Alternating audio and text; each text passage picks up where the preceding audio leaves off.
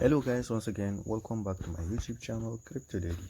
In today's video I'm going to answer a Xenea wallet daily quiz for 25 March.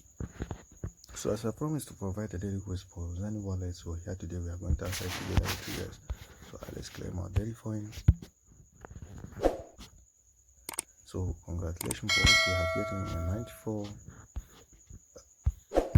94 points Xenea point. So let's start with the quiz. So click on start.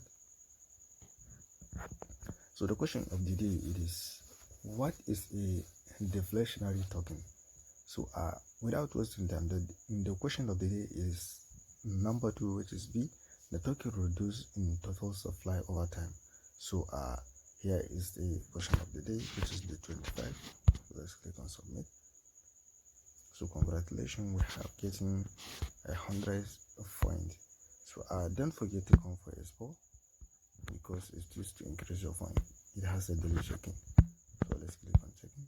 So congratulations, we have getting 81 points. So here it is. If this is your first time to across my YouTube channel, kindly click the subscribe button, click the notification bell so that you'll be notified whenever I upload a video. Thank you.